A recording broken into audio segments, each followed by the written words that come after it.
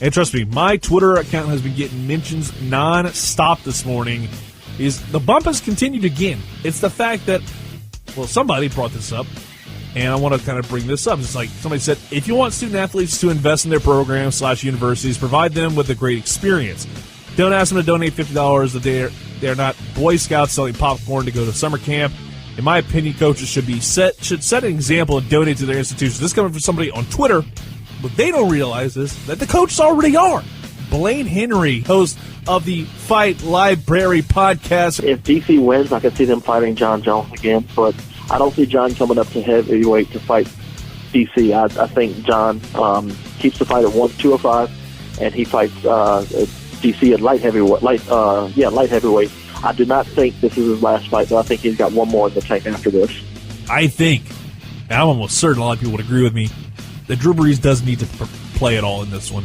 I think this is all about giving Bridgewater and Taysom Hill more of a chance to show what they can do as a quarterback. Because, again, the Drew Brees window, the time of him being the face that runs the plays, the quarterback that makes this entire offense tick, it will be coming to an end. Father Time is undefeated, and the man has taken a lot of bumps over the years, has taken those really tough hits. We've seen a lot of really bad sacks, especially during those years, those lean years, when the offensive line wasn't as great as it is now. Drew Brees needs to rest up as much as possible, and we learn what Teddy Bridgewater brings to the table, what Taysom Hill is bringing to the table, because if Taysom Hill can be good, if not like a solid and acceptable quarterback, I think that's great, because you have somebody in the background in case something happens with Teddy Two Gloves.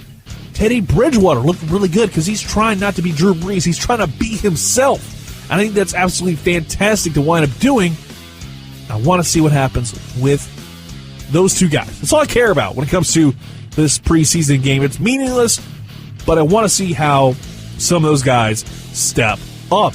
The thought of a potential mercy rule in Major League Baseball is an actual thing that is being bantied about by manager of the New York Yankees, Aaron Boone.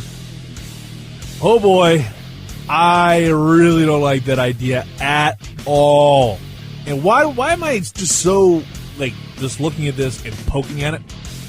Because the fact that it's a dumb idea. Why are you trying to ruin baseball even more? We talk about it all the time, how everybody wants the robot umpires. They want these things that don't deserve to be part of the game of baseball. I get it. You want to speed up pace of play. That's a good thing to try and fix, because guess what? Our attention spans are going shorter and shorter and shorter, especially when you look at the younger kids who have iPads growing up and cell phones and everything else that can want to distract them from an actual baseball game. I get that. I understand that completely. I understand a lot of different things that have been bantied about over the last few years. Pitch count, I get.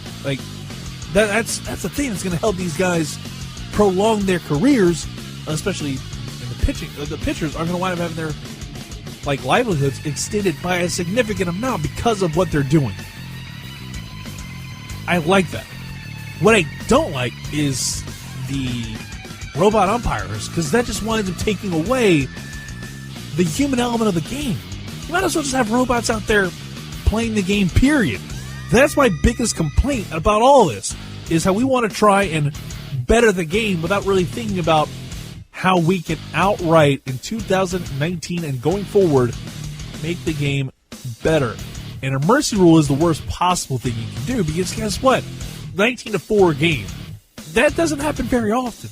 Jamet Johnson of Southern Pigskin. Cajuns running backs, that three-headed monster they have. Eli Mitchell, Trey Regis, and then obviously you got Ray McCalley, probably going to wind up getting a little bit more run. Is this possibly the best three-headed monster in all of college football? Yeah, I don't even know who stacks up with that much or with that many proven commodities. And you're talking about a complementary group as well, with kind of disparate skill sets that really mesh well. The fact that you could make a compelling case for any one of them as the best running back in the Sun Belt is remarkable, to then have all three. And it's a good problem to have, but I don't even know how you kind of manage the touch distribution between the three of them.